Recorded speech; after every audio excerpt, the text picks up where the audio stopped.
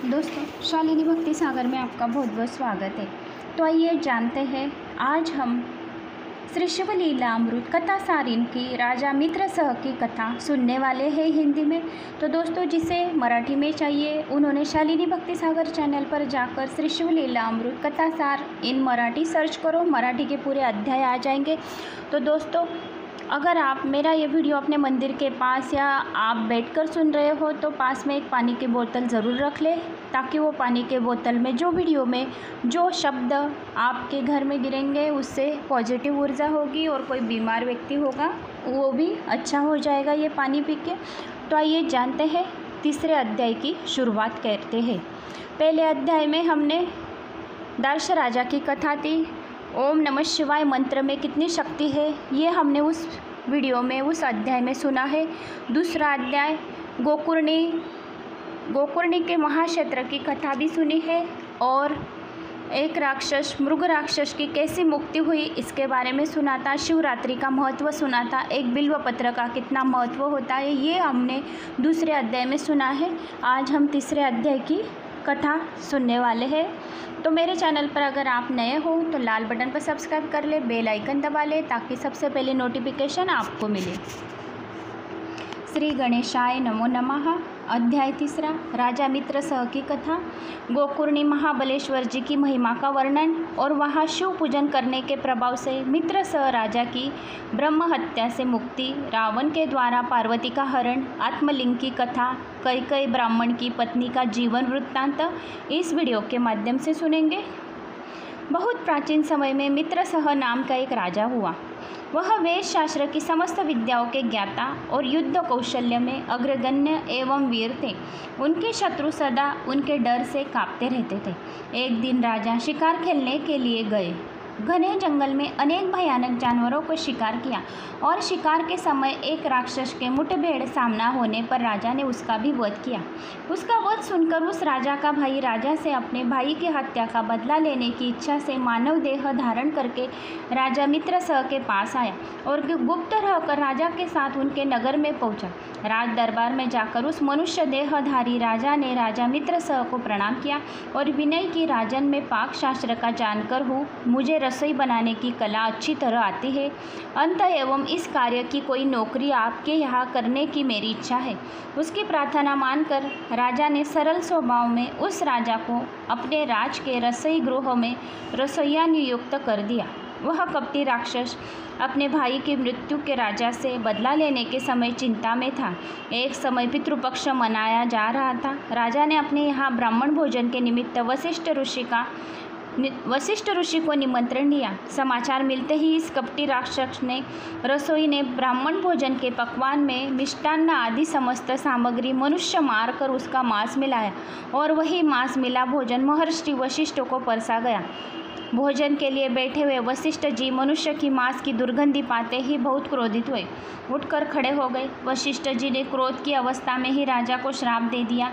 राजन, मुझे ब्राह्मण को तुमने मनुष्य का मांस भोजन के लिए दे दिया है। तुम्हारी बुद्धि राक्षसों जैसी मंदी है।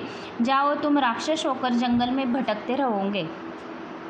वशिष्ठ जी की श्राप सुनकर राजा को बहुत विस्मय हुआ और दुख भी हुआ।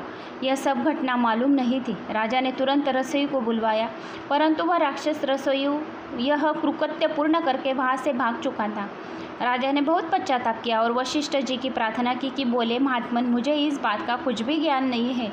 यह अपराध मेरी इच्छा से नहीं हुआ है, यह मेरे रसोई का कुकर्म है। ऋषिराज, मेरा अपराध तो कुछ भी नहीं है, परंतु आपने सत्य का निर्णय किए बिना में ही क्रोध में आकर मुझे इतनी शीघ्रता में श्राप दे दिया।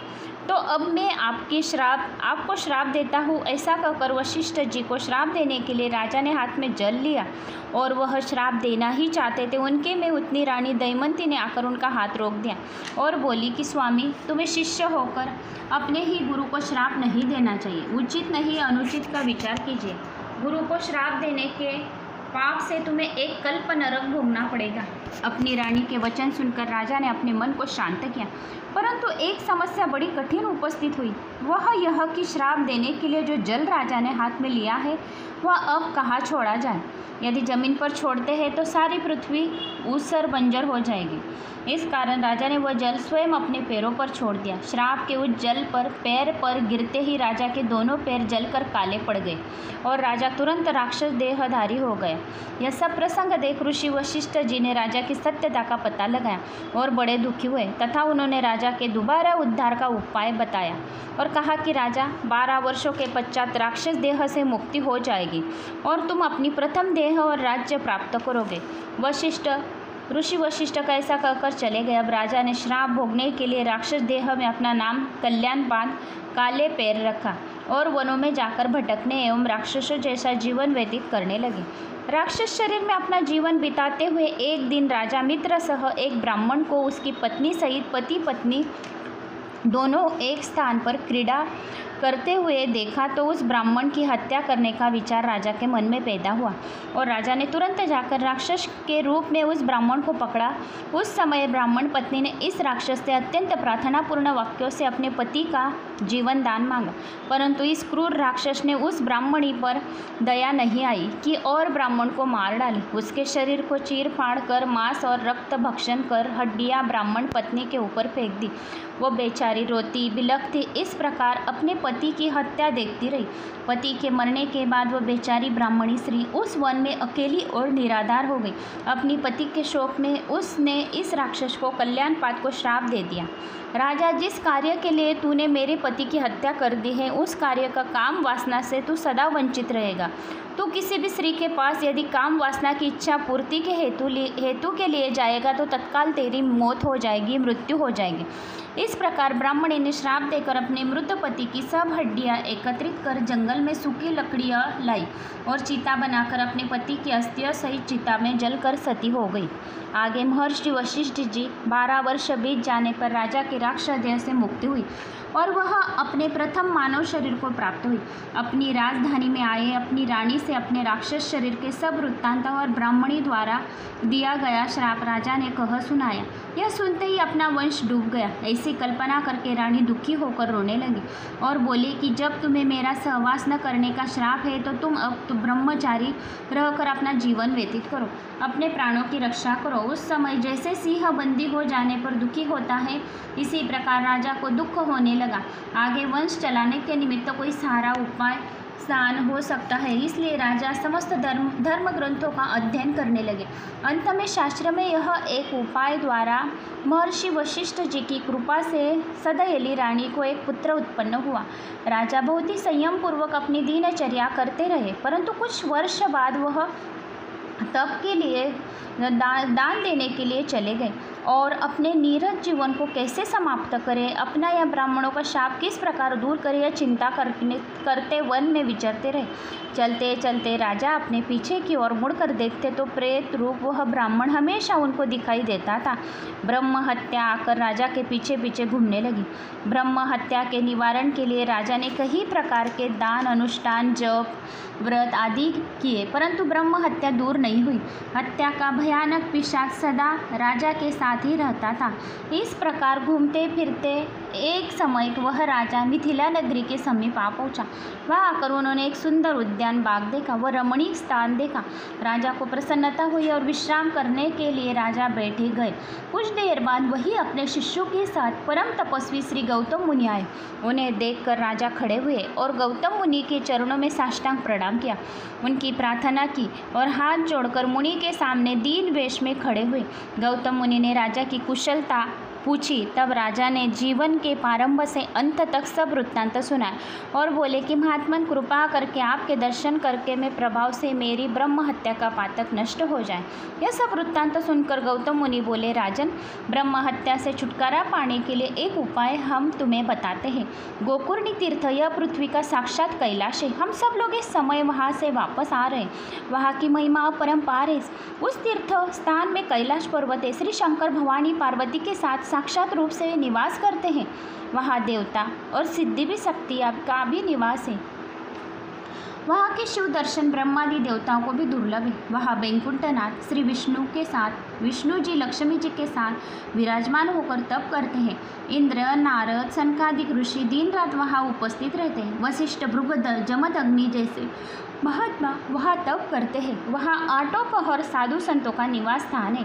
अष्ट सिद्धियाँ और 9 सिद्धियाँ उस तीर्थ में भगवान शिव के सामने हाथ जोड़कर खड़ी रहती है और मैं भी वही निवास करता हूँ। इस प्रकार गोकर्ण तीर्थ की महिमा बताकर गौतम ऋषि ने कहा कि और दूसरे तीर्थों में बैठकर 1 लाख वर्ष से तप करने से और गोकर्ण तीर्थ में केवल एक दिन में तप करने से भगवान शिव प्रसन्न हो जाते। अमावस्या, संक्रांति, सोमवार, प्रदोष, समुद्र स्नान आदि का श्रवणीय पुण्य इस तीर्थ में प्राप्त होता है। रावण, कुंभकर्ण और विभीषण इन्होंने इसी स्थान पर तप करते भगवान शिव को प्रसन्न किया था। गोकर्ण तीर्थ का शिवलिंग स्वयं रावण अपने हाथों से कैलाश से उठाकर लाया था। उस शिवलिंग की स्थापना स्वयं श्री गणेश जी ने की है। राजा सुनो, वह कथा इस प्रकार है। रावण की माता कैकसी रावण की रक्षा और उन्नति के लिए सदा प्रयत्नशील रहती थी। वह प्रतिदिन 5 अन्न के आटे के शिवलिंग बनाकर उनकी पूजा किया करती थी और बिना अन्न जल ग्रहण भोजन नहीं करती थी। उसकी इस पूजा से चिढ़कर एक समय इंद्रदेव ने उसकी बनाई हुई शिवलिंग मूर्तियाँ उठाकर समुद्र में बहा दी। इसी कारण कई से को बहुत दुख हुआ। अपनी माता को दुखी देखकर रावण ने कहा कि माता, मैं तुम्हारी पूजा के लिए कैलाश पर्वत पाकर और सत्य शिवलिंग उठा लाऊंगा जिसकी तुम पूजा करना। अपना दुख स्थगित करो। अपना माता को समझाकर रावण कैलाश पर्वत पर गया और वहाँ उसने महाकठिन तप आरंभ किया। वह रावण संसार की 14 विद्या और 64 कलाओं को जानकर था। इसने चारों वेदों को और सार निकालकर उनके खंड काव्य का निर्माण किया और ताल स्वर युक्त राग रागिनी का संगीत बनाकर शंकर भगवान की लीलाओं का गायन किया। इस प्रकार प्रार्थना, तप और संगीत के प्रभाव से शिव जी को प्रसन्न किया। प्रसन्न होकर भगवान शिव प्रकट हुए और रावण को वरदान मांगने को कहा। इस समय रावण ने प्रथम अपनी माता की इच्छा प्रति के लिए भगवान का आत्मलिंग मांगा और दूसरे अपने लिए तीनों लोक में सबसे सुंदर स्त्री मांगी। उस समय भगवान शिव ने करोड़ों सूर्य के जैसे प्रकाशमान आत्मलिंग अपने हृदय से निकाल कर रावण को दिया। वह आत्मलिंग प्राप्त कर रावण बहुत प्रसन्न हुआ और उसने पार्वती जैसी सुंदर स्त्री मांगी। तब भगवान शिव बोले कि पार्वती जैसी रूपवान श्री ब्रह्मदेव निर्मित नहीं कर सकते, इसलिए तू पार्वती को ही लेकर जा। रावण ने स्वीकार करके एक हाथ में आत्मलिंग और गंधे पर पार्वती जी को बैठाकर शंकर जी की वंदना कर कैलाश से प्रस्थान किया। भवानी पार्वती जी को रावण लेकर जा रहा था। यह बात पार्वती पुत्र गणेश, कार्तिकेय, वीरभद्री, नंदी आदि को मालूम हुई। वह सब दुखी हुए और भगवान शिव से प्रार्थना करने लगे। वह सब बोले, देवाधिदेव, आप उदार और सत्यव्रती हैं, फिर भी किसी याचक को अपनी स्वयं की पत्नी दे देना यह क्या उचित है। तब शंकर जी ने सबको समझाया कि कहा कि इस बात की चिंता करना तुम सबका काम नहीं है। पार्वती के रक्षक साक्षात वैकुंठ के स्वामी भगवान विष्णु हैं। वे अभी जाकर पार्वती को रावण से छुड़ा कर लाएंगे। रावण पार्वती को ले जा रहा था, तब पार्वती ने आधार होकर अपनी मुक्ति के लिए भगवान विष्णु की प्रार्थना की। उनकी प्रार्थना सुनते ही भगवान विष्णु ब्राह्मण रूप धारण करके रावण के पास आया और अपनी योग माया की शक्ति से उन्होंने पार्वती का रूप कुरूप कर दिया और रावण को और देखकर बोले, रावण, तुम धन्य हो, ऐसी स्त्री तुम कहाँ से लाया हो। ब्राह्मण के वचन सुनकर रावण ने कहा, यह स्त्री मुझे भगवान शंकर ने दी है। और तब ब्राह्मण बोले, इस स्त्री को पृथ्वी पर रखकर एक बार तुम इसका रूप तो देख लो। इस तरह बिना देखे परखे इस लेकर तुम कहाँ चले जा रहे हो। तब रावण ने पार्वती जी को नीचे उल्टा दिया और उनकी देखने लगा। वह पार्वती रावण को बहुत ही कुरूप मालूम पड़ी। मुख कमंडल बैठा हुआ, गाल बैठे हुए, दांतों की बत्ती सी गिरी हुई, बूढ़ी जैसी दिख रही थी। मस्तक की रेखाएं सिकुड़ी हुई, रंग काला देखकर बूढ़ियों का रूप देखते हुए रावण पार्वती जी को वही छोड़कर आत्मलिंग के हाथ में लेकर चला गया। तब भगवान श्री विष्णुदेव जी उसी स्थान पर भद्रकाली के नाम से पार्वती जी की स्थापना की। रावण लौटकर भगवान शिव जी के पास आया और बोला कि देव, आपने मुझे ऐसे कुरूप स्त्री क्यों दी। तब शिव जी बोले कि रावण, वह पार्वती बड़ी नटखट है, तुमसे वह संभाली नहीं जा सकती, इसलिए उसे बदले। भगवान श्री विष्णु ने अपने शरीर के मेल से कन्या उत्पन्न की। वह कन्यामय दानव के घर जन्म देगी और परम रूपवती होगी। वह कुछ समय के बाद तुझे प्राप्त होगी और वह मय दानव कन्यादान में तुझे एक अमोघ शक्ति भी प्रदान करेगा। वह अमोघ शक्ति तू अपने कठिन से शत्रु पर चलाना। इस प्रकार से श्री शिव जी संतुष्ट होकर रावण उन्हें प्रणाम कर अपने स्थान पर चला गया। आगे जब रावण के हाथ से आत्मलिंग छुड़ाने के लिए देवताओं ने श्री गणेश जी की प्रार्थना की। उस समय गणेश जी गाय चराया करते थे। वह ब्राह्मण का रूप लेकर रावण के पास गए और उसी समय गणेश जी उस स्थान पर पहुँचते ही रावण को लघु शंका पेशाब लगा दी, परंतु आत्मलिंगों को देते समय उसे रास्ते में कभी पृथ्वी पर रखना नहीं, ऐसा शंकर जी ने आदेश दिया था। इस कारण रावण आत्मलिंगों को पृथ्वी पर रखने में असमर्थ था और आत्मलिंग मूर्ति हाथ में रहते हुए लघु शंका करना शास्त्र के विरुद्ध नियम था। इसी कारण रावण बहुत असमंजस्य में पड़ गया। परंतु ब्राह्मण वेश में गणेश जी को वहाँ खड़े देखकर रावण ने कहा, विप्र, मुझे लघु शंका बहुत तीव्रता से आई है। मैं लघु शंका करूँ तब तक तुम इस लिंग मूर्ति को अपने हाथ पर रखो। और यह सुनकर गणेश जी बोले, मुझे मेरी गाय की रखवाली करनी पड़ती है। तुम्हें लघु शंका में कितना समय लगेगा यह कौन जानता है। तुम कहते हो इसलिए मैं तुम्हारे हाथ से इस मूर्ति को अपने हाथ पर रखता हूँ, परंतु जब मैं 1 से 3 बार तुमको पुकारूंगा और तुम उठकर यह मूर्ति अपने हाथ में वापस ले लोगे तो फिर मैं इस मूर्ति को पृथ्वी पर रख दूंगा, अपनी गाय चराने चला जाऊंगा। यह शर्त रावण ने स्वीकार की और आत्मलिंग गणेश जी के हाथ पर रखकर आप आगे कुछ दूर जाकर लघु शंका के लिए बैठ गया। बैठे बैठे 2-3 घंटे हो गए, उसकी लघु शंका समाप्त ही नहीं हुई। अंत में गणेश जी ने रावण को 3 बार बुलाया, परंतु ब्राह्मण लघु शंका समय मुँह से ही बोलते नहीं। इसी कारण रावण ने अपने हाथों से थोड़ी देर रुकने के लिए गणेश जी को इशारा किया। गणेश जी ने अब शिवलिंग ही वह पृथ्वी पर रख दिया और आप चले गए। वह शिवलिंग जमीन पर रखते ही जमीन से चिपक गया। अब रावण शीघ्रता से उठकर आया और मूर्ति उठाने लगा, परंतु गणेश जी ने मूर्ति की उस स्थान पर अक्षय स्थापना कर दी थी। इस कारण रावण के अपार शक्ति लगाने से भी मूर्ति उस स्थान से न उठ सके। इतने में गणेश जी लुप्त हो गए और उनकी गव्वे भी एक एक करके लोप होने लगी। यह देखकर रावण ने दौड़कर गाय का कान पकड़ा, वह कान भी उससे उखाड़ा नहीं गया। अंत में निराश होकर रावण ने उसी स्थान पर उस शिवलिंग की विधिवत पूजा की। तब से उस स्थान का नाम गोकर्ण महाबलेश्वर तीर्थ पड़ गया। अब रावण की माता कैकेयी से प्रतिदिन वहाँ आती और भगवान शिव की पूजा करती थी। समस्त देव, यक्ष, किन्नर, गंधर्व, ऋषि, मुनि आदि ने आकर उस स्थान पर भगवान शिव की स्तुति की और आगे रावण, कुंभकर्ण, विभीषण तीनों भाइयों के आकर उसी तीर्थ पर तप और अनुष्ठान किए। भगवान शिव की दया और वरदान से रावण ने अपार शक्ति प्राप्त की थी और सब देवताओं को जीता था। कुछ समय बाद शिव जी के वरदान के अनुसार मय दानव ने रावण को निमंत्रित कर अपनी कन्या मंदोदरी और अमुक शक्ति नामक अस्त्र रावण को दान दिया। इस प्रकार उस स्थान पर तप करने का प्रभाव से रावण का वैभव इतना बढ़ गया। ऐसी गोकर्ण महाबलेश्वर तीर्थ की महिमा इंद्र और ब्रह्मदेव को भी स्मरण शक्ति के बाहर है। गौतम मुनि बोले, हे राजन, हम अभी उसी तीर्थ से आ रहे हैं। राजन, श्री मिथिलापुरी के राजा के यज्ञ के लिए जाते समय हमने एक चमत्कार देखा। वहाँ एक अपवित्र चांडालिन स्त्री थी। वह आंखों से अंधी थी और उसके समस्त शरीर पर कुष्ठ रोग फैल गया था और प्रत्येक अंगों में घाव हो गया था। इन घावों में कीड़े पड़ गए थे। उसकी ऐसी घिनौनी अवस्था थी, रोग के कारण उसके शरीर से दुर्गंध आ रही थी।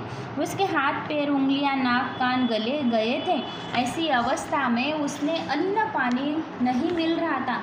रोग से पीड़ित चलते फिरने के बाद लाचार थी, जमीन पर पड़ी लौट रही थी। शरीर ढकने को पूर्ण वस्त्र भी नहीं था। ऐसी अवस्था में वह अपने पूर्व जन्म के पापों का फल पा रही थी। परंतु जब उसका मृत्यु समय उपस्थित हुआ तो भगवान शिव ने उसे अपरात्मा के उद्धार के लिए अपना विमान भेजा।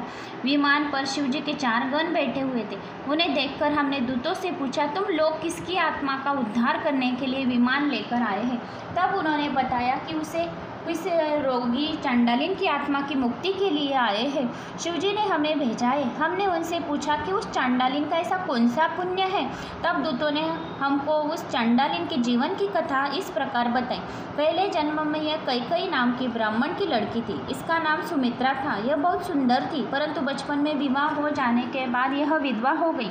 आगे युवस्था आने पर यह अपना संयम संभाल न सकी, पद भ्रष्ट होकर वैश्य वृत्ति करने लगी। उसके कर्मों को देखकर उसके पिता ने उसे कुकर्म करने का मना किया। फिर भी वह नहीं मान रही थी और वह इसका नाम सुमित्रा था। युवावस्था आने पर वह अपना संयम संभाल नहीं सकी, पथ भ्रष्ट होकर वैश्यवृत्ति करने लगी। उसके कर्मों को देखकर उसके पिता ने उसे बहुत प्रकार से समझाया, परंतु पिता की शिक्षा पर उसने ध्यान नहीं दिया। आगे कुछ वर्ष बाद कुकर्म संग से वह गर्भवती हो गई।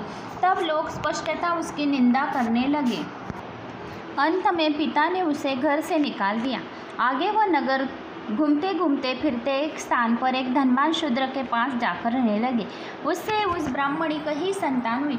उस शूद्र सहवास के कारण वह स्त्री रात दिन मांस मदिरा सेवन करने लगी, भक्षण करने लगी, धर्म विमुख हो गई। एक दिन वह शूद्र दास दासी के साथ लेकर अपने खेत में गया और घर पर वह कई अकेली थी। उसने अधिक मदिरा पी और जब उसे बहुत भूख लगी तब नशे की हालत में उसने घर की गाय के बछड़े को बकरा समझकर उसको मार डाला।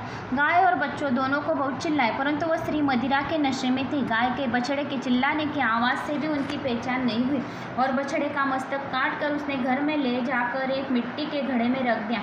कुछ घंटों के बाद जब उसका नशा कम हुआ और उसने अपने आंगन में बछड़े का देखा तो पश्चाताप होने लगा, कारण अचानक उसके मुंह से शू शू शू शब्द का उच्चारण 3 बार हुआ। आगे इसने उस मांस का थोड़ा हिस्सा पकाकर भक्षण किया और शेष धड़ गांव के बाहर ले जाकर फेंक दिया।